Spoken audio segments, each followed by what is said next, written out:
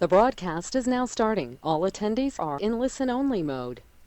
Hey, Chris Winters here. Let me turn on my screen. Yeah, it looks like it's on.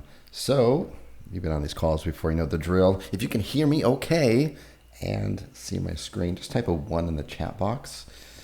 Let me know, and once I see some ones on here. Okay, good. All right, lots of ones there and many ones. Okay, cool. Okay, so I still see people piling on. That's okay. It's 4 after, so we're going to go ahead and get started here. I have a feeling this is going to be an extremely good coaching call, like all of them. We put everything into it. So without further ado, let me get started here. I love this definition, by the way. I can't remember where I saw this, but I found an image on it on here, and I think this is the perfect definition. And everyone on this call is an entrepreneur. So an entrepreneur is someone who is jumping off a cliff and assembles a plane on the way down. I really like that. And I want to share with you kind of what that means to me, because it doesn't mean being reckless. It has a lot more to do with being brave and creative and having a lot of courage in your beliefs and your abilities. A lot of you have maybe heard this story, but I know not everyone has, so I'll just share it really quickly on here, give you some examples of what does it mean to jump off the cliff, number one, and then what does it mean in real life to assemble the plane on the way down? Because it sounds pretty cool, but how does it apply to you and me and everyone else on that? Back in 2008, which really seems like yesterday to me, I was living in the back seat of a 1982 Mercedes. And part of assembling the plane, and I did jump off the cliff, but part of assembling the plane is that I had taken that 82 Mercedes and figured out it was a diesel fuel, and I figured out how to convert it over to run on vegetable oil, which I could get free from the local restaurants. Because the local restaurants around me, they would have to pay a monthly fee to have a disposal company come and pick up their dirty vegetable oil from their fryers and stuff, and I could come pick it up for free. And then I could just clean it out with basically a filter, load it in my gas tank, which is now my vegetable tank, and my car would drive. So that's an example of building and assembling the plane on the way down. Also, during that same period of my life, I didn't know anything about internet marketing, none of this online stuff, nothing. And I somehow got on someone's list somehow. But anyways, I got an email about how to bring local businesses online. And that was Mike Keening's marketing machines or something like that. It was like $2,000 for the course. And I didn't have $2,000 at the time. I had a little bit of money. Well, not really. I had a little bit of credit, I should say, on my credit card. And I remember just watching the whole live series thinking, oh, this is such a great opportunity. How can I get into this? How can I get this course? And I remember the day before the cart was going to close, and I was so disappointed because I couldn't afford it, that they offered a payment plan. And I had just enough on my credit card to pay for the first month's payment. And I was living in Phoenix, Arizona at the time, which is just about a 6-hour drive from there to San Diego. And as part of purchasing the course is that you got to attend the live event in San Diego. So I packed up my 82 Mercedes, 1982 Mercedes, with vegetable oil in the trunk and a full tank, and enough vegetable oil to get me down there and back. So that's assembling the plane, right? I had very little money, so my entire meal consisted of a whole stack of tortillas that I had gotten from one of the Mexican restaurants that I used to pick up their vegetable oil, and then a jar of peanut butter. That was my breakfast, lunch, and dinner. That was it. And so I drove down to San Diego, and the event was being held in downtown San Diego, right on the waterfront. And I remember pulling into, I remember driving around thinking, I'm just already pre-planning that I'm just going to sleep in my car. I could not afford, I think it was $159 a night for the hotel rooms, and I couldn't afford that. So I already knew I was going to sleep in my car. I had no problems with that. I was already doing it anyways. But there was no parking. I mean, there was literally, I like drove around for freaking miles, and there was no free parking anywhere. I mean, the closest free parking was like literally like 10, 15 miles away. So I had to figure out how to assemble the plane. And so I was there, and I was determined to stay there. I was determined to figure out how I was going to park this car and attend the event, with my tortillas and peanut butter. And I only had like $14 in cash on me. I mean, I was literally just dead broke. And I pulled up to the hotel, and there was only paid parking there. Free if you're going to stay there, but I wasn't. And so I pulled up there in this old rickety car that smells really funny because of the vegetable oil from the restaurants. And the garage parking attendant there, I said, hey, the sign says the first 2 hours are free. I just want to confirm that's true. And he said yes. And I just said, so in 1 hour and 59 minutes, if I drive out of here and back in, it restarts, correct? And he kind of looked at me like, yeah, technically it's correct.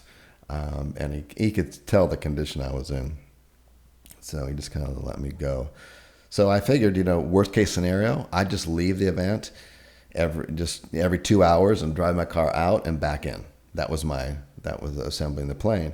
And the event hadn't started yet. And inside the hotel was a Starbucks. And I was waiting, and I was sitting in Starbucks trying to figure out what the heck am I going to do while I'm smelling the coffee. Now, I like coffee, but I had only $14 on me, so I didn't want to just waste a couple bucks or $4 on a cup of coffee. It just wouldn't be smart at that time. But I remember people in line, and some of the people, I was overhearing them. They were picking up their coffee, and then they were asking to validate the parking validation for the parking for the hotel, and the Starbucks was stamping it. And so I thought, bingo, that's my new plane I'm going to assemble right there. And I'm in line, and I get to line, and I order, what do they call it? A grande, which is actually a small, right? Love the nomenclature with Starbucks. It's absolutely brilliant marketing. But anyways, so I ordered my grande, just house coffee. I think it was $1.59 or something, and I had my my little parking ticket with me, and I said, "Can you validate this?" And the lady said, "Yeah, no problem." And she turned it over, and she put the little Starbucks stamp on it. And I said, "How good is this for? How long is this good for?" And she said, "It's good for all day, or up to 12 hours." So I was like, bingo. So I got parking for the 2-day event and 2 cups of coffee. And that's how I assembled my plane.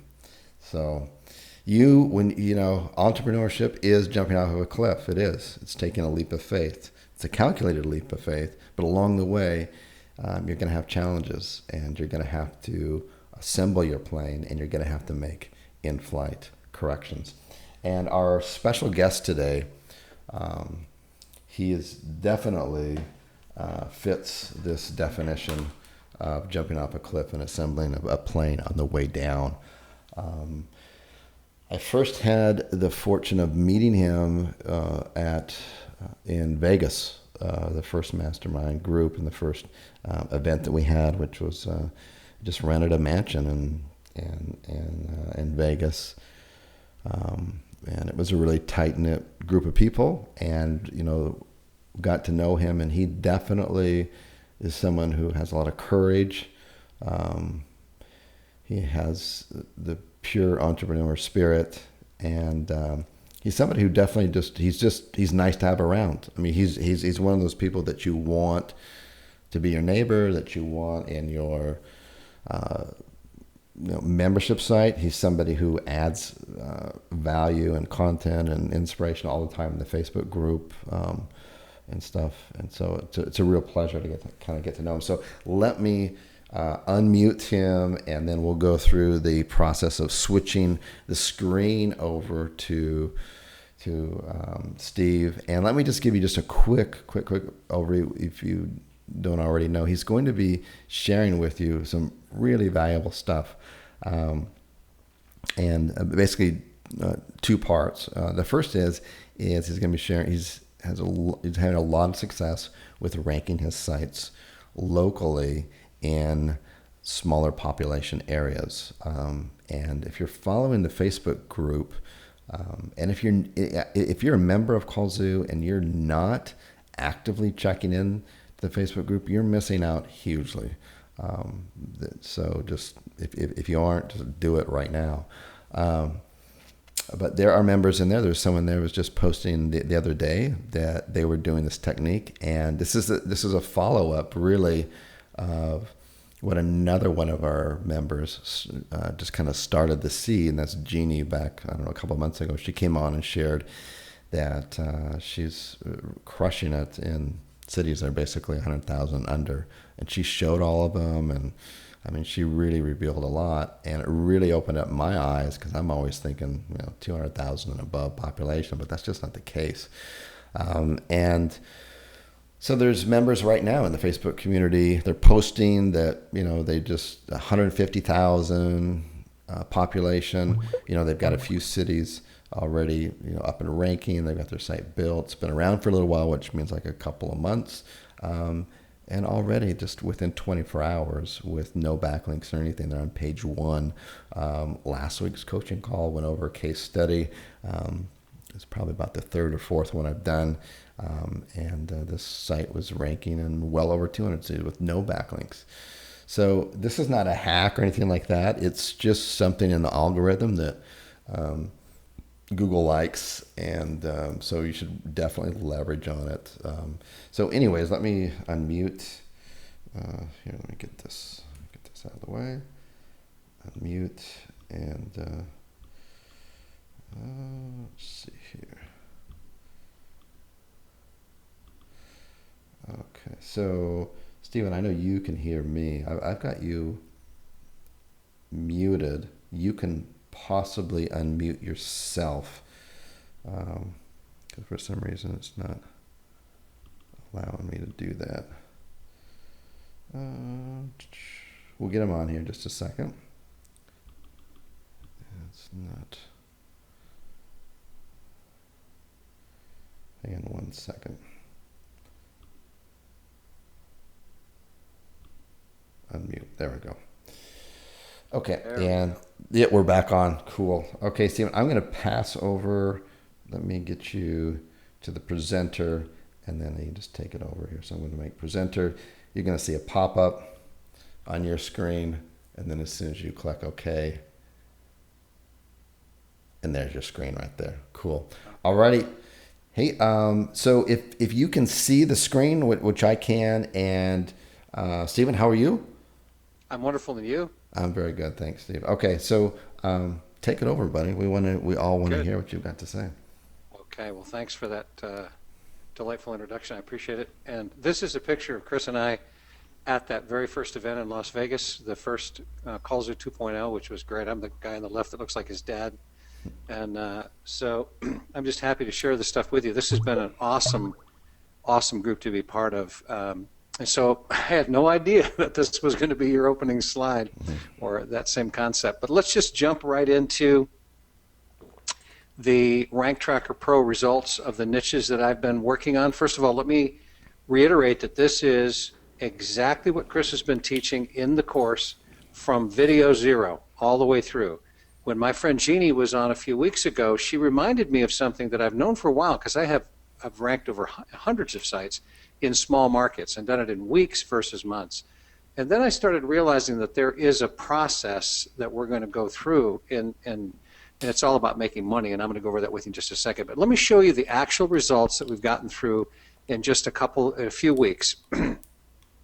And that is, remember, after the master site is built, then we're talking about city sites in the same master site strategy.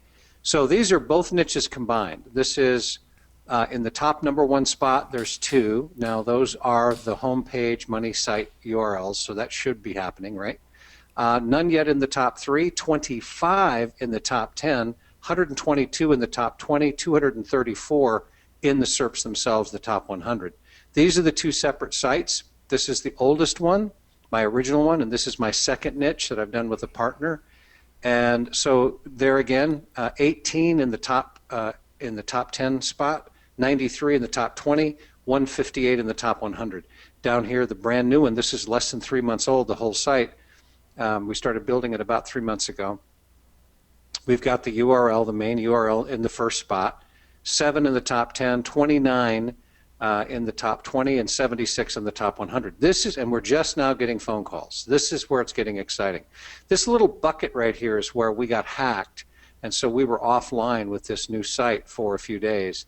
And then you can just see the regular progression. This is exactly the way it's supposed to look. This green line here is the first page. Everything above that's the first page.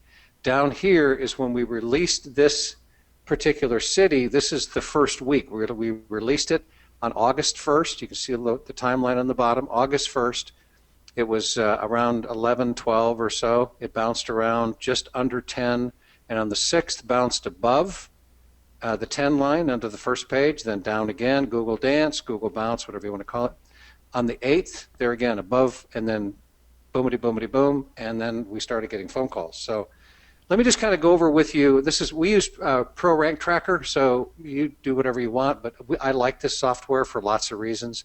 Well, number one is you can go, first of all, it's very accurate. Number 2, you can go in and order reports, and it will send you on a regular weekly basis or daily basis or however you want to do it. We pull rank tracking reports for ourselves and for our clients once a week, every Friday. But this shows the domain search. Obviously, we're masking it, so everyone wants to keep your niche private, and you should. So this shows what this is the first one. This is the first site.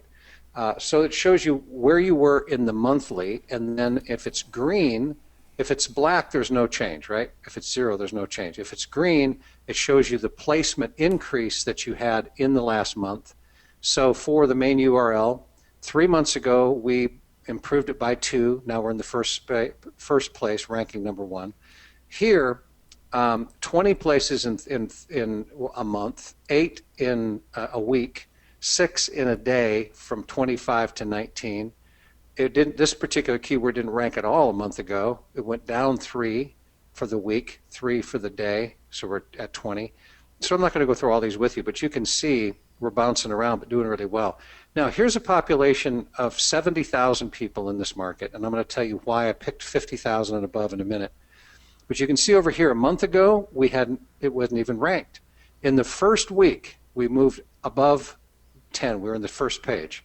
So the first week, we moved up 1 to number 7, and now we're at number 6, and then went from 9 to 10 to 8, then 9, 10, 8, 12, 13, 9, 7, 10, 9. Look at this one, 91 spots. It went up in 1 week to number 8, and then down to 10. So this is getting exciting. Here's just a graphic visualization of, I'm in the Dallas, Texas market. I'm going to tell you what my theory is or philosophy is on this for a minute.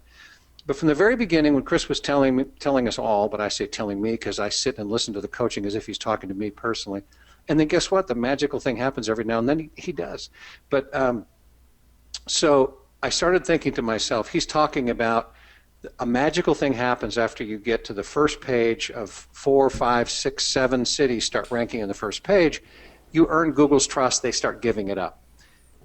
When I heard Jeannie speak, I realized that we're in this business to make money. We're in this business to generate leads and sales. I grew up in a town of 7,303 people, and we had 2 electricians, 2 plumbers, carpenters, 4 beauty salons. So even the smallest of towns has competition, and therefore everybody's in need of leads.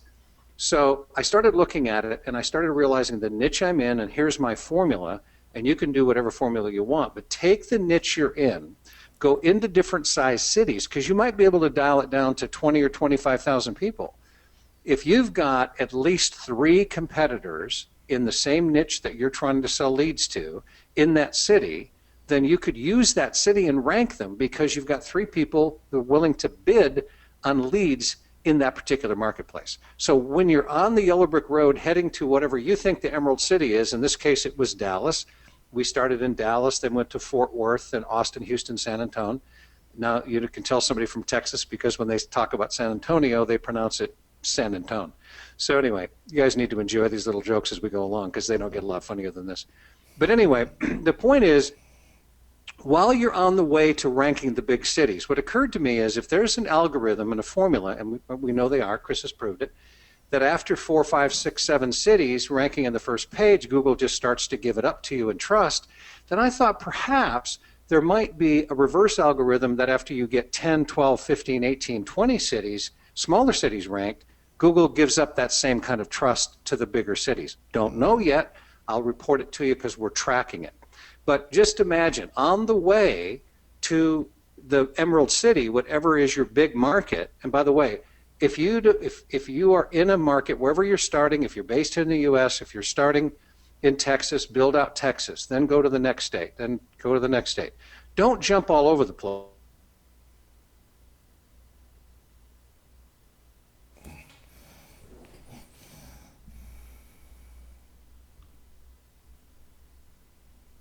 Think of organic growth. Google is going to look at you. They're watching you. It's one of the 2 twin cities in the whole country, Dallas, Fort Worth, and Minneapolis, St. Paul.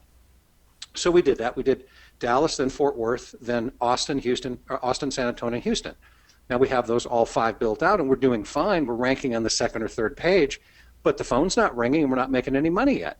So I was thinking, okay, I want to get to a quicker, faster process to be able to make money. So these are the niches, and here's how much is this worth? Let me give you the ballpark. I'm telling you that each one of these cities will be worth at least $500 a month to me, and here's why. If I can't produce $500 worth of lead sales in a city of 50,000 people or larger, then I'm not going to worry about that city. I'll just take the excess leads I can get and sell it at a discount to the person next door. But I also know that some of these cities are going to produce $700, $1,000, $1,500 a month. So my conservative estimate is that these cities will each produce $500 a month. And so with 2 niches, that's 70 cities, 140 properties, $500 a month per property, times 140 properties is $70,000 a month, $840,000 a year. Now, I know you can't live on it, but you got to admit it's a pretty good start. So what is the ultimate potential? What's the ultimate potential? Now, by the way, the only difference between $1,000 and $10,000 is another 0. The only difference between $10,000 and $100,000 is another 0. And so on and so forth, all the way to $1 million, all the way to $1 billion. If you feel any interior pushback with these numbers, it's because you don't believe you can do this. And I'm telling you that you can do this. Now, what's the ultimate potential? Same 2 niches times 754 cities. There's 754 cities in the United States at 50,000 population or larger. Times 2 niches is 1,508 properties. It will take me 2 years to build all of this out, and that's the same $500 times the 1,500 properties is $754,000 a month. That's $9,048,000 a year. Now, if you don't believe this can be done, please don't tell Chris Winters because he's already doing way more than this. So it can be done. The question is, are you willing to change? And here's the 4 steps necessary to change. First is awareness. You have to be aware that you need to change. Number 2, you have to have the desire to change. 3, you have to take the action. And 4, you need to measure it. You need to inspect what you expect. Everybody wants the dream life. I've had the opportunity to speak all over the world, and I've always asked every audience, who wants to have the dream life? Who wants to fly first class and drink great wine and have lots of different, kinds of currency and travel the world and have a great home, a yacht? Everybody raises their hand, and I'll go, okay, now who's really willing to work for it? And the hands start dropping. And they go, well, I'd take it if you gave it to me. Well, if it was free, it wouldn't be worth anything. If you want to live the dream life, you have to build the dream team. So you might remember this from Chris's. I took the same picture. So building your dream team, if you want to live the dream life, and by the way, you deserve to, then you must build your dream team. Let me just use the metaphor of a construction business, because I'm an SOB, that's the son of a builder. And so this model works very much similar to our lead business. So in the construction business, you have to have, there's 4 different areas. There's land acquisition, construction, sales, finance, and administration. If you don't have lots to build on, you're not building anything. But this is Chuck with the truck, and Chuck is now handling land acquisition, all the construction, handling the sales, handling the finance and administration. When you start out, you'll see, I'm going to show you our 4 models here in just a second. You'll do the same thing. But Chuck goes out and he gets himself a good guy to do land acquisition. He hires his contractors and construction people to handle the construction. He gets a sales guy to do sales, and he hires a gal with real thick Coke bottle glasses to handle finance and administration.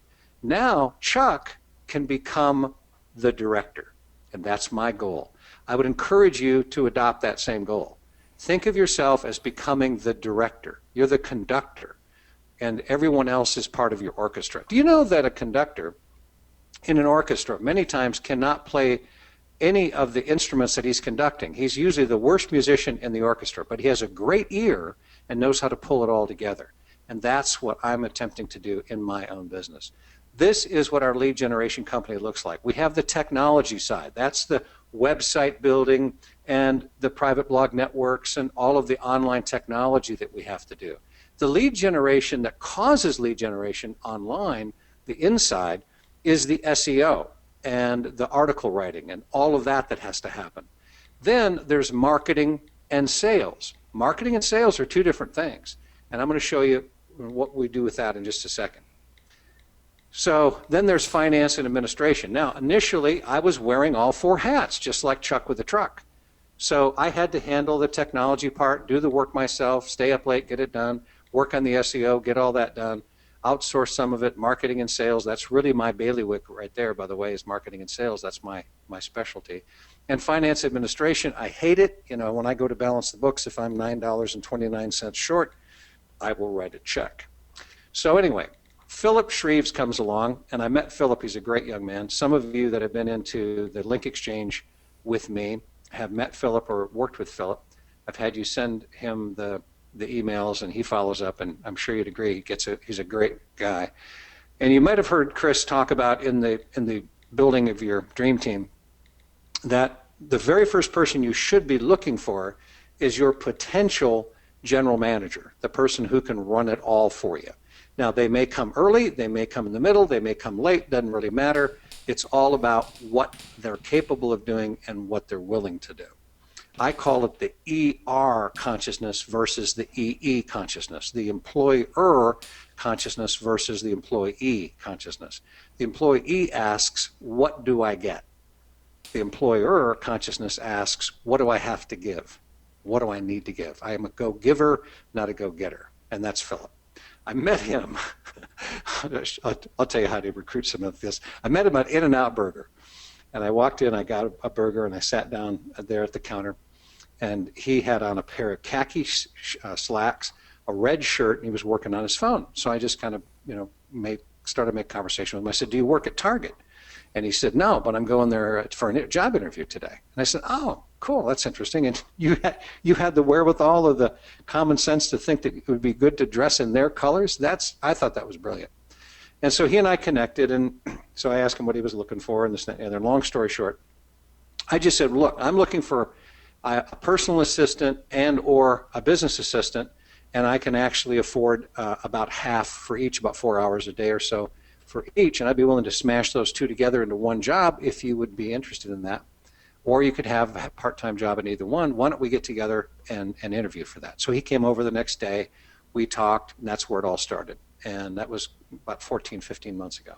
Now Philip is being groomed for the general manager of our company, and Leah Rita, off here to the right, is our new person. She's based in the Philippines, and I've had Filipinos working for me for a very long time. I'm going to go over how to find them, and there's lots of ways to find them, but she's really remarkable. This is a great hire, and so she reports to Philip. Then Jill's office, by the way, we were using another virtual office system until Chris introduced me to Jill's office. And we now have them online. We have them all set up. I have a whole campaign for you, a whole program to share with you if we want to do that later. But Philip reports, Leah Rita reports to Philip. Philip reports to me. Jill's office, our main contact, reports to Philip. And then in February, Kirsty, this is my fiance, she's coming on and going to handle finance administration. She will report to me. And then within 2 years, we'll have a sales manager and a person handling finance administration, and I will be basically conducting. Everybody will be reporting to Philip. Philip will be reporting to me, and I will have sort of modeled what Chris Winters is currently doing. So, where to find your dream team? Remember, if you wanted to live the dream life, you got to build your dream team. I use Upwork initially. It used to be called Odesk. I've been using Odesk for many, many years. I like them for lots of reasons, and I'll tell you why. When you first log on, set up your account, and then go to location and click East Asia. That's where the Filipinos are based, East Asia. Then here is the job posting. Now, I'm going through this kind of quickly. You don't need to be taking notes, because one of the things Chris does at the end of each one of these coaching calls is he also produces a PDF. So I did this on purpose so that you would have exactly what we use. Exactly. This is exactly how we do it. A lot of this stuff we took from Chris, and then we worked with it to see how it would work on Upwork and just modified it a little bit. But this is the position that we're advertising for, the virtual assistant, full-time employment, no agencies, please. There's a lot of things going on in the Philippines where agencies are picking up the Filipino workers, and then they're reaching out to people like us, and they want to hire us to hire them, and they want to plug the Filipinos in and make a spread, obviously. I want to work with them directly. I want them to be full-time with me, and must have excellent written and spoken English, basic WordPress skills, basic Photoshop skills. By the way, this is not difficult to find in the Philippines. Must have your own PC or Mac, must have high-speed internet connection, and we actually have a tool that we have them go up and do a test and then send us a snagit of what that test says. I just want to make sure they're not on dial-up and they have availability to this. And then, by the way, if you're looking at this and going, you can't say perfect job for a work-at-home mother, you're thinking of in the United States. So yes, you can. You can say this, and it's wonderful because that's the perfect kind of worker for you. I've broken it into 3 pieces here. These are the 3 steps. Here's the first email reply that we do. Please do not say parentheses name, comma. Put their name in and take the parentheses out. You need to enjoy these little jokes as we go along, because they don't get a lot funnier than that.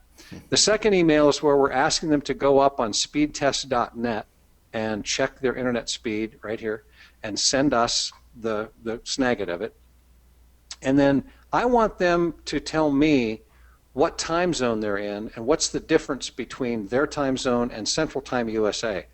Don't tell them. Make them figure it out. If they don't have the wherewithal, the get it factor to figure that out and tell you, that's one of the disqualifications. I check everything. And then, now I do happen to have a staff, but if you don't have a staff, you're just getting started, get somebody else to, or use somebody else's name like Jill, and pretend that you're somebody else while you're doing this process, and then set the interview up with you as the CEO. And let me tell you why. It gives the impression that you're a bigger company. People in the Philippines, it's an ego-based thing, but it's a status thing in the Philippines. They're looking for a full-time job.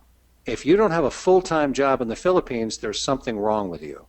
So it's very, very important. And they want to be reporting to an important person with a big company. At least a good-sized company. And so in my organization, my Filipino team refers to me as Mr. Lloyd, and they report to Philip and call him Philip. It just makes a difference when I log on and say something to them, and we used Skype group, and I'll show you that in just a second. I then have Philip set up the Skype interview, and I do this. I make sure that they have a PayPal account in their own name. Remember, there's all kinds of scams going on. Be careful. Then I request, if I like them, then I have them send a government-issued ID by return email, and then I explain the 30-day probationary period, which is why I like Upwork, because I pay them on Upwork for the first month, And if it doesn't work out, it's just real easy. We send them a note and say, this doesn't work out, and you go up on Upwork and end the contract. There's no hurt feelings, no bad deals. So they know they got 4 weeks to get it going and prove that they're going to make it or not. Here's the letter. Use this exactly as it is. Just fill in where it's red, change it out. We've even figured out how the 13th month bonus is handled. In the Philippines, by the way, another thing I learned from Chris, I've learned a lot from Chris, but we used to just pay him in American dollars. Now we pay him in Filipino pesos, because you'll see on the screen that this arrow shows what the U.S. currency's been doing against the Filipino peso. So they're used to being paid in Filipino pesos. That's what they use. Just imagine if you were being hired by some other organization outside the United States, you would want to know how many US dollars is that. So how many euros do you have for a dollar? It's how many dollars do you have for a euro, because a euro is still worth more than the US dollar. But those of us going to Barcelona, to Europe, you'll start thinking in those terms because you're going to be exposed to it. But go Google currency converter. You'll see this particular piece come up. I like this one. Right here where it says US dollar, you have to toggle and find US dollar, and then Filipino peso. And then $5 is roughly what I pay per hour, just ballpark it. That's $231.35. Well, if we were negotiating and you were in the Philippines, I wouldn't say, how is $231.35 pesos? How is that? I would say, about 230 pesos an hour is what I'm looking at paying. And they'll go, okay, just remember, it's got to be close to what they really want, and we'll have a conversation about that at another time. But one $5 bill equals 231.35 Filipino pesos. Now, the 2-week pay period, that's it's roughly $200 a week. So $399.82 is 18,500 Filipino pesos. Now, this is the payment information, and you're going to love this, by the way. Whether you know it or whether you don't, if you're new to this, you would not know it, but in the Philippines, it is common that the employer, wherever they're based, pay a 13th month stipend at the first part of December so that the employee has money for Christmas. Now, it isn't that I don't have an extra $800. It's not that at all. I just don't want to have to think about it. And so what we've done is we've factored in the pay on 24 pay periods, being paid twice a month, and that's what we present as their salary. This particular case, each pay period is 18,500 Filipino pesos, roughly 400 US dollars. See that at the top of the screen. Now, per pay period times 24 is 444,000 Filipino pesos. Sounds like a lot, but it's really not. Now, so that's what we show them. That's your annual. Plus, we're going to pay you 2 pay periods of 18,500 or 37,000 pesos, and this is their annual bonus. That's their annual bonus. So it's about $800, so we factor it into 26 every 2 weeks, because there's 26 pay periods in bi-weekly. So every 2 weeks, they're paid their salary, that base, and we remind them, every pay period, we remind them, remember, your annual bonus is already factored in to your pay, so set aside 1/26 of that for your Christmas, break. And then, so this is really critical. So you don't have to take notes because you can watch it and see the notes when it's replayed for you. But a year's income is built on 12 months. A month is built on 4 weeks. A week is built on 5 days. A day's income is built on 8 hours, and an hour is built on KPIs.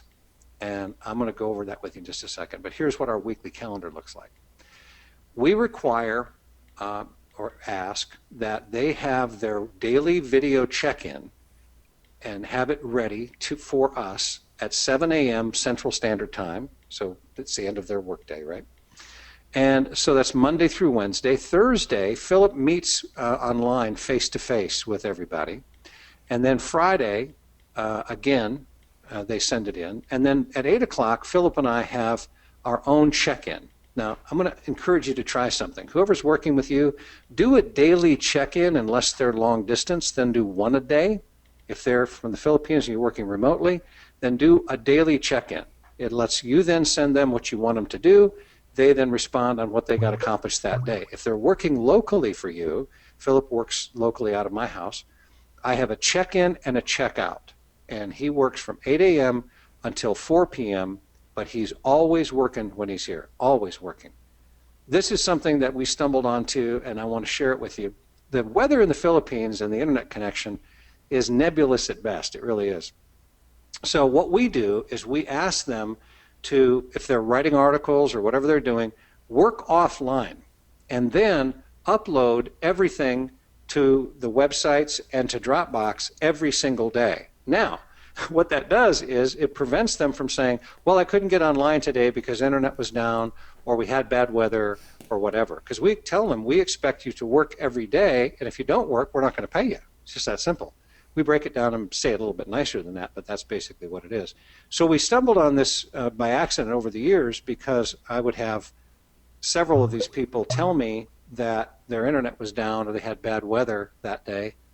And a lot of times I would get the impression that they just wanted the day off, and they still expected me to pay them for not really getting anything done. So get Dropbox, set that up, have them at the end of every day, drag the files into it, whatever they wrote for you or whatever they did for you that day, put it into Dropbox 5 days a week, and then the Skype, this is just an example. I do have Skype group, and I monitor this. So I'm in here as the third person, and this is just Leah Rita checking in, at 7:56. She sent it in. So it's always here by 8 o'clock at the latest. We ask for 7, but go to 8. And then this file right here is her screencast video. So this is the text. And then this is Philip responding, and then she responds. Got it is a big thing in our firm. I want to teach until I hear the words got it. I'm going to say that until I hear got it. So Monday, Tuesday, Wednesday, it's video check-in and check-up. And then Friday, again, Thursdays, remember, face-to-face, 8:30 Central Standard Time. Thursdays, 8:30 Central Standard Time. This is Leah Rita checking in. This is Philip. And so we do that every week. Now, building your team, do the videos. Just open a PowerPoint and then go get, whatever your version is. We use Snagit with Screencast. We use that for the videos as well, and then because I have a paid version, so we can just upload it, but you can just use the free versions for now. It's fine. But open PowerPoint and build what those things are that you need somebody to do, and have it set up as if you were teaching it to a 7-year-old child. And then that way you've always got something available for them to look at. So just take it step by step by step by step. Let me go over the KPIs. Chris taught me this, and then it just sort of morphed into the P standing for 3 different things: profit, productivity, and performance. So remember, you're in business to make a profit. If you have a publicly traded corporation, you're in business to make your investors a profit. If it is not profitable, you will not survive. So if you want to do philanthropic work or whatever, join your church, become more active in a philanthropic organization. But for now, focus on what is profitable. Always ask yourself when you start can I make this profitable? Like, I'll come up with all these good ideas and I'll say, oh, that's really creative. Okay, but is it a good idea? We don't know until we've tested it. Is it a profitable idea? We don't know until we've tested it. So focus on, is it going to be profitable? Start there. You're the leader. Start there. It all starts with you, by the way. Hold yourself accountable to the KPI yourself. So what's the key profit indicators that will take you someplace? That's why that 50,000 population, I would just suggest, just try it. You'll be amazed and delighted how well it works.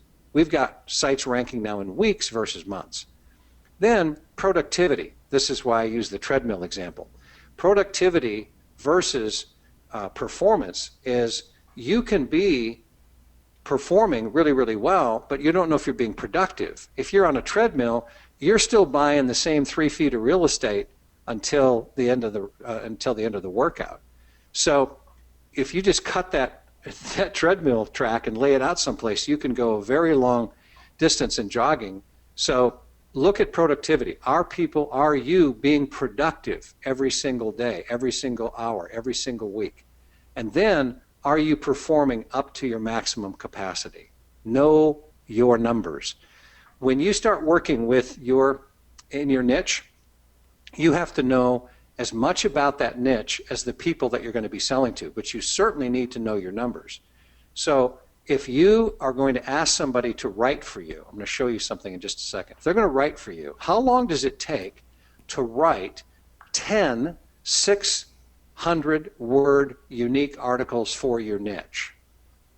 Now, if you don't know, it means you haven't been writing. So you need to know how many, just in your little chat box, type in an answer. I mean, do you think it could be done in an hour, a day, a week? How long does it take to write 10 600-word unique articles for that niche? So just type that in your chat box. So the answer is 1 day, and I'll show you how in a second. Here's the skill progression training. Level 1 is article writing. I suggest that you model this. Just copy it. Just take it and use it. I want you to.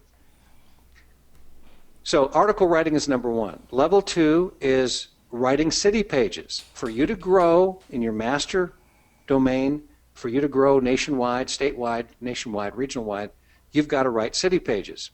And then the third is finding addresses. You got to go in and get those addresses to make it all personal. The fourth level is finding lead prospects. Who are the people in your particular marketplace that could buy your leads? And I haven't developed the fifth one yet because we're just getting there. So let me go over this with you. This is Leah Rita's article writing. 8 city pages per day. It's actually 10. I made it 8.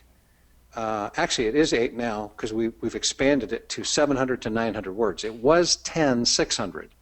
But now, for the city pages, we're doing 8 of those at 700 to 900. We've been doing that for a while. Chris verified that just when he went through the porta potty example, that the more words that you're using that make sense, and we're rewriting the content to 70% unique checked through Copyscape. Now, for articles, 500 to 700 words, 10 specific articles per day, and submitted through Copyscape, 100% unique. And so that's a very, by the way, when you interview somebody, make sure that you have them write a 300-word article and have them write it 100% unique, check it through Copyscape, because they can go to Copyscape and get one checked for free. And then articles are then submitted to Philip to Americanize them. And Leah Rita is brilliant. She has a college degree in English, but she does speak and think with a Filipino accent, so some of her nomenclature and some of her terms are not quite Americanized that we want done. So her niche, her base level requirement is, if she's not busy doing some of this, by the way, she's being very, very busy because we're growing so fast. But think about this. She can always fall back on article writing. Where you will have the biggest problem is when you don't keep your people busy, because you're trying to figure it all out and you got a lot of stuff going on and you're growing and things are changing. Always have them write articles in the niches that you're trying to grow, in one particular niche you're starting with. You can always use articles, good ones. And then as you get rolling, have them take the main page and rewrite it per city, like Chris talked about in demonstrating the porta potty business. The first 2 or 3 paragraphs are unique to that city, and the rest of it is for Google, 700 to 900 words on the city page. And then finding addresses. You need unique addresses. And then the second is finding lead prospects. And then when we have time, another time, I'm going to show you what I'm going to do with Jill's office, having them call ahead and pre-qualify the people so I can call them. Okay, levels, 3 levels of value. This is how I rank for my company, and I tell them this in the interview, that there's 3 levels in my company. First is critical. I cannot run my company without you or someone like you. 2 is valuable. You're productive, your KPIs are met, but you're not creative. You're not really helping to grow the company. Leah Rita keeps giving us all kinds of great new creative ideas. That's wonderful. And the 3rd level is unemployed. So if you're not 1 or 2, then you'll be unemployed. You won't be working for me very long. And I do a 90-day bonus pool. Now, we have not had net profit yet because we've been spending tons of money. But what I tell them is this. We're going to give you a base. And then if you're in the critical list, if you're one of the people that's in the critical pool, every quarter I'm going to take 10% of the net profit, put it in the bonus pool, and I'm going to split it up among those people based on what percentage of critical I believe they were.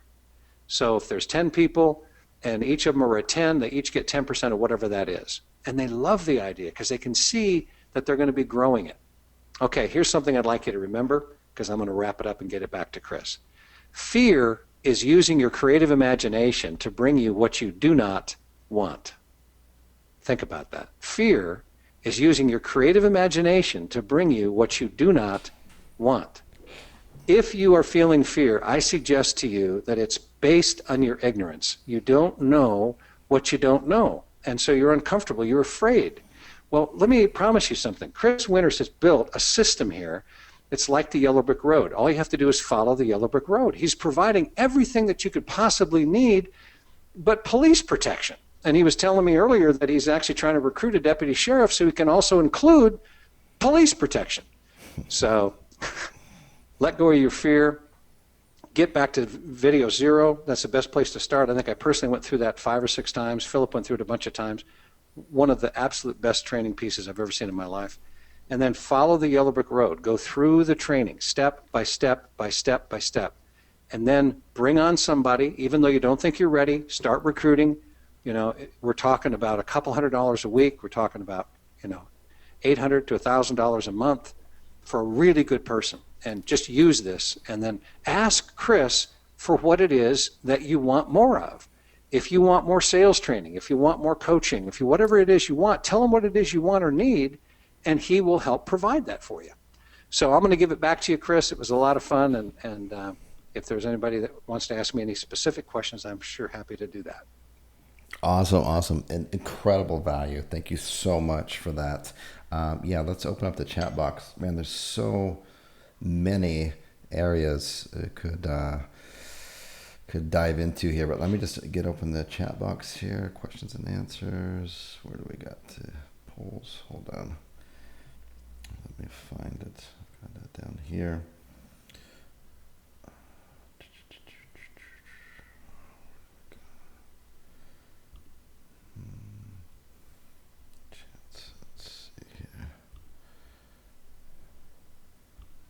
I lost my chat box here. Hang on one second. There we go. Alrighty, let me open this up. Big screen, and let's go through these on here. Alrighty, so I'm going to start from the bottom, work the way up here. Great presentation, Steve. Awesome stuff. Thank you.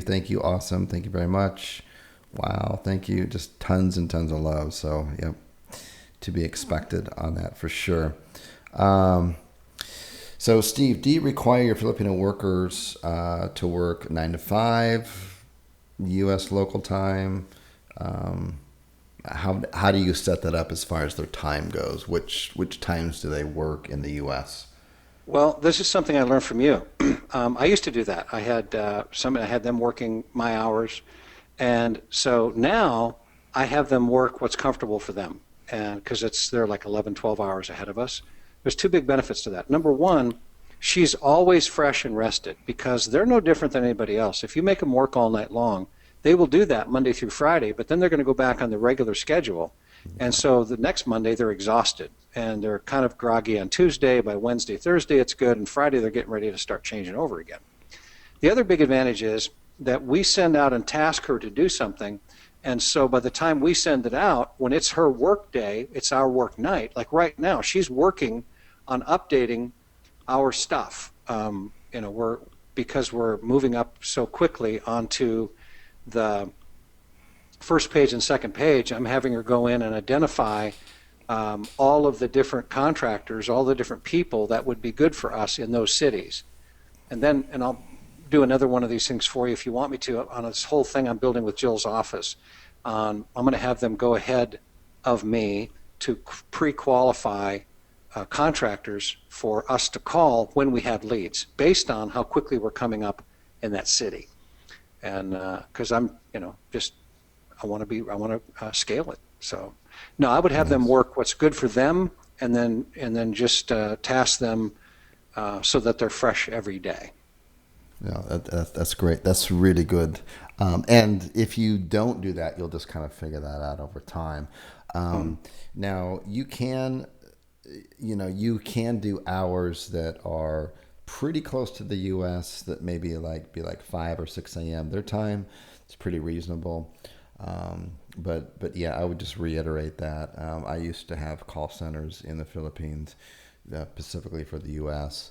And yeah, they work all night long. They'll do it. There's hundreds and thousands of Filipinos that do that. However, they come the weekend, they want to join normal life and they want to be awake when the sun is up and stuff. And then it really takes them until Wednesday before they're kind of back in it again. And you want high performers here. So what I'm showing on my screen right now is just another resource you can use. This one's kind of completely different than the Philippines. What's happening in the Philippines right now with the new president is a little scary. And what I'm reading, I don't know if it's 100% accurate. It is the news after all. And I'm not having any issues with my current team there now. I just thought, you know what, might be a good idea to diversify my team. And so that's what brought me to here, which is jobrack.eu. And that's Europe. And I would highly recommend Romania as the country. Romania, their background is really interesting. You might want to just take 10 minutes to read a little bit about their recent history. But they used to be a communist country. Now they're not. And everybody's super, super hungry to go out and work. And this whole kind of spirit of entrepreneurship is definitely there and in most people. And you'll end up paying for a really good quality person with some really good skill sets, about $300 to $350 US. And, per month? Per month, yeah, per Right. month. And they will speak really good English. And so anyways, that's just another resource you can use. There's plenty of the one that Stephen gave, and then there's tons of hirefilipino.ph. There's a lot of them out there. You just need to Google it. But regardless of where you go, I would just want to emphasize that you need a process in place to screen these people and interview them. You want the best absolute player on your team. You want to think of it, whatever sport you're in, for an analogy. If you're into basketball, you want to get the best forward, the tallest forward, the forward that has, the best three throws. And you want to have the best players on your team. Don't just get excited because you hired somebody, they did a good interview process. Test them a little bit. Put them through some basic tests and just to kind of test their skill level and how they think on their feet. You don't need to overthink that process. Just the simple thing like a time zone difference, which Steve gave, is great. Just little stuff like that. The one thing I recommend is that any real problem that you have in your company right now, you may want to consider posing that as one of the questions to see how they problem solve it. That's not a question that you want to pose to them because you want them to run your company. That's not the purpose at all. Your job is to create jobs and create value in the world, and create systems for people to operate in, and stuff. But anyways, I've talked a lot about that before. There's some previous webinars and that. Just look at the descriptions. I did a 2-part series on how to hire your a dream team. But the big deal is just go out, do it, start interviewing. And the thing is that really good dream players, it's going to take you, if you get lucky, you might meet someone at a burger joint or something like what Steven did. But the rest of us is probably not going to happen. That kind of fate is not going to happen. You're going to find it online, and you're going to need at least a 4 to 12 week lead time of interviewing people. And you just make it part of your daily routine. Like you brush your teeth, you have a cup of coffee. Oh yeah, I'm going to post, or I'm going to respond back and filter through The candidates, and oh yes, every Monday and Thursday or something like that, I've blocked out 4 15-minute Skype video interviews for applicants who made it through your kind of phasing system on that. And when you find the right person, you'll know it. And I'm telling you, it will invigorate you like nothing. You're like, oh, okay, now I get it. I'm not the person always doing the job. I'm the person creating the jobs. So let me go through. Got a lot of questions coming as I'm kind of babbling on and on in here. So Tom says on here, value, money sign, money sign, money sign. So good stuff on here. Is there a resource for the cities over 50K? What do you recommend, Steve? If someone wants to know these. You can go to just go do the population. If you just go check, you can go, if you pick up Google Voice and just say, what are the populations of cities in the state of Texas at 50,000 or more, and you'll get a list, right? And that's how I came up with the 754 cities in the United States that are 50,000 or more. Think about it, that's a lot of cities. Yeah. Yeah, they're there. So if Chris was showing you when you go and you Google a map, right? You can go and look on that. You can click on, if you're not sure, click on. And that's why I suggest that you work, if you're in the U.S., work in a state that you know, because I know Dallas really well because I live here, right? So if you're, I don't care if you're in Alabama, I don't care if you're in a low population state, Montana, get that one done first, then start moving out. So if you look at, he's bringing up Phoenix, Arizona, right? Yep. There is 21 cities in Arizona, because that was our second market. 21 cities in Arizona that are 50,000 people or more. And this is where, just to test this theory I was telling you about, we started in Arizona with the smallest cities first, Yellow Brick Road, following it towards Phoenix and Scottsdale. And we already have one of those cities ranking on the first page for 8 keywords. So at 70,000 population. So there's some people who are going to buy some stuff. We're going to generate some leads. With little or no backlinks, it just appears. None. I mean, just the ones that we had on the main site. Exactly. And then you start to spread this out, and you really start to get some volume there when you go from city to city to city doing this. So yeah, so this is something here too. You might want to. Some people get confused about this. So this is the Phoenix area. So everyone thinks, okay, I'm going to do when I open up my Phoenix site, whatever. But you want to start including on here places like Tempe, Scottsdale, Mesa, Gilbert, Chandler. And if you notice on here, some of you may or may not be aware of it, but the size of the font has to do with the population. So Apache Junction, it's a smaller font than Mesa. So this one has a little bit more population, actually quite a bit more. In Gilbert and Chandler, I would stay focused more on these little bit larger fonts on here versus like Queen Creek on that, or Apache Junction or Sun Lake. But all of those areas, Apache Junction is definitely like 50,000 on that. And Sun Lake is probably pretty close to that, and Surprise surely is, and Goodyear on that end of it. You start ranking for these cities on here, you're going to get leads. Now, you might go into Google, and the Google AdWords or Planner tool, which I have a real love-hate relationship with, and it might show you their kind of standard 10 or less searches per month. Just ignore that. It really, you have to think of all these adding up together.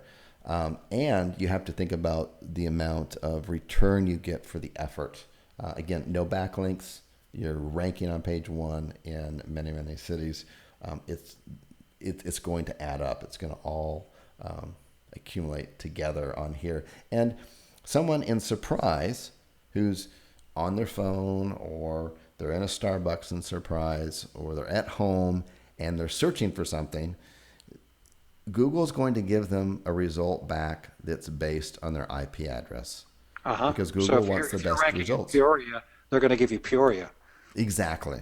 Exactly. And don't tell me that people in Surprise don't search on the internet for local services, because they do. Sure they do. And so does Apache Junction, so on and so forth. So really good strategy. Again, there was a post in the Facebook group, somebody doing this exact strategy, and like I said, literally within 24 hours, they are ranking number 6 on page 1 with no backlinks in here. Okay, so get to the questions here. I tried using Filipino workers in the past and been very disappointed. Let me get the rest of the question on here. How do you, I don't see the rest of the question, but I can pretty much guess that. I'll give my 2 cents on it, and then I'll pass it over to Steve on here.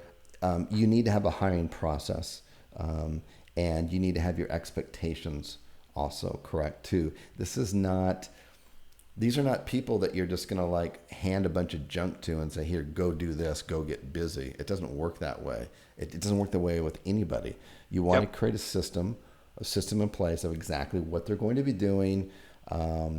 If they're like what Steve suggested there, if their internet goes down, stuff they can do so they're still productive, so on and so forth. You need to have systems in place, and you need to have your KPIs in place. Even if it's just one KPI, it's like, how many articles did you write today?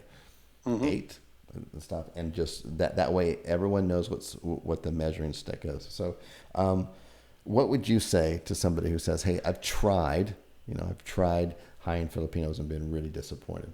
Well, exactly what you just said. I think it's, first of all, it's the system. They were lacking a system, and I'll tell you something with lAugust that happened that was really very strange. What I did with her, and this was based a lot, Chris, on your training, I was with her in a video chat, and I said, understand that we pay you for working.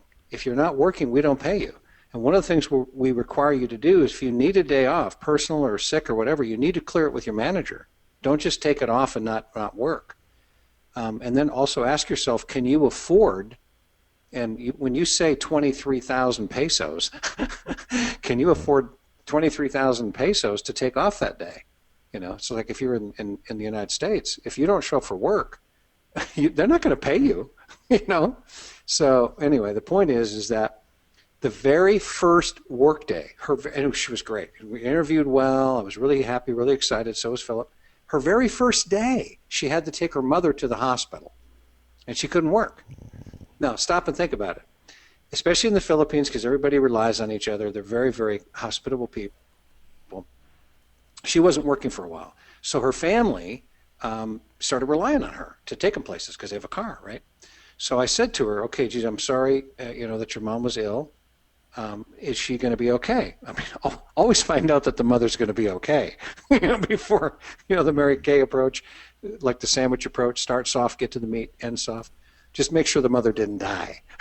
It's like, it's not okay that you take off when you're, So anyway, I said, is your mother going to be okay? Yeah, I think she's going to be okay. Her diabetes was acting up or whatever. I said, lAugust, here's what I think you might want to consider. When you haven't been working for a while, everybody starts to rely on you. So it might be beneficial if you send out an email or a text or a phone call to all of your friends and relatives and let them know you're now working full time. And so if something comes up, please don't call me because I got to be working. I'll help you on the weekend, but got to work during the week. And she did that. And it's never been a single issue since. But I believe if you failed once, it's because you used the wrong system. But as Chris was saying, you got to be checking on them, following up with them, all that kind of stuff, and you'll have a much better result. Plus, you have to start with a realistic expectation. Just because they're Filipino and it's cheap, don't be handing over your stuff to them and say, here, get this done. You have to show them exactly what you want done. Exactly on that. So good stuff. Some people on here have also just stated that they've hired Filipinos. They've had them for 5 or 8 years on that. I certainly have. And others on here have also stated that they've hired Filipinos and had good experiences. So it's more than possible. You really want to look at yourself as the possible reason why it's not working out instead of the Filipinos. And I'm sure you can admit to whoever asked that question that there's room for improvement on your end, your process, and all that kind of stuff on here. So we're going to wrap this up here. We'll just take a couple more questions on here. Alrighty.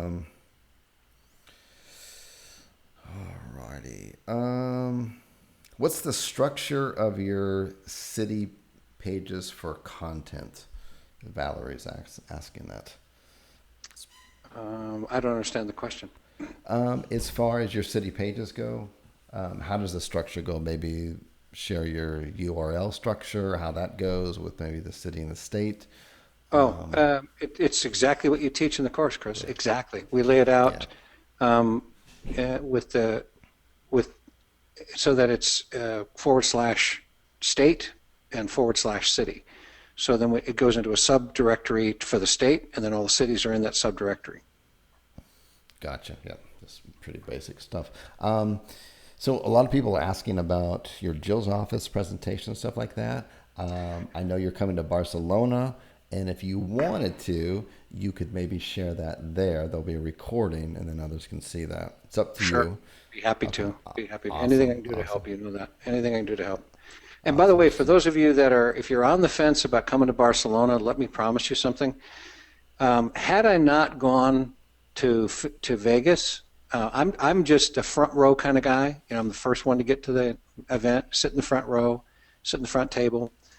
Chris opened up, you know, the Call Zoo 2.0. I was in the first round of people.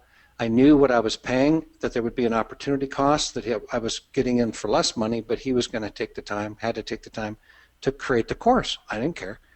And then he offered a one-time option at that time to be in the private mastermind group, $2,000. Boom, I'm on it. I think I was the first, second, or third guy to sign up. And it filled up just boom. And now he's not doing that anymore because his time's worth way more than what he's charging. So anyway, point is, if you are on the fence and you can afford it, don't be borrowing money, you know, to come to Barcelona if money's really, really tight for you. You know, if you're running vegetable oil through your, you know, your diesel engine, don't be borrowing money to come to Barcelona. But if you've got some resources and you can do it, or travel miles saved up or whatever, I promise you, it will be a life-changing event for you. It was for me in Vegas, and I wouldn't be on this call had I not done that. And I suggest to you that, you know whether or not you should do it. If you've, hey, by the way, if you've always wanted to go to Europe, this is a tax-deductible business expense. So this is a business training event, and so here's your chance. So if you can at all do it, be there. You'll be glad you did, I promise you. Yeah, and there's really something to, I mean, this is included in your membership, so you might as well. I mean, if you can just get the plane ticket over, I would highly suggest you do it too. There's just something completely, I don't want to sound dramatic, but like life-changing when you meet other members face to face, and you're all experiencing the same trials and tribulations, but in a completely different and new environment, a foreign country that smells different, the food's different, everything. There's something really bonding about that, and it's just you will walk away with a whole new vigor, and the people that you meet there may become lifelong friends too. So it's something I would highly encourage everybody to do. But as Steve said, if you can't afford it, obviously don't. There's going to be recordings of it for you. But if you can, don't just think of it as a singular, one-dimensional, I'm just going here to get training. The real magic happens. I mean, the training's going to be great, but the real magic happens before the training, at the breaks of the training, and late night talks with everybody. That's where it really happens. Yep. And let me tell you something, and what Chris said is absolutely valid. I mean, some of the better friends I have, I met in Vegas, and one of the people I built out the second niche with, she and I were accountability partners, and so she and I are partnered on this other event, and she and I have become very, very close. I mean, there's all kinds of great people. We had some really, really good times. Chris really puts on, I'll just talk for you, Chris. Chris puts on a great event. I mean, we had food, we fed the homeless, I think, for 3 months after we were done with this event. It was unbelievable. And it was just, it's something really special. And by the way, it will cause, if you can do this, it will cause a shift in your consciousness. You will go to an international player. You will go to thinking of yourself globally versus citywide, statewide, regional. You will go to a global player. And here's your chance to do that. So, and plus you get to hang out with some really cool people. Jeannie's going to be there. I'm going to be there. Kirsty's going to be there. Oh, Chris is going to be there.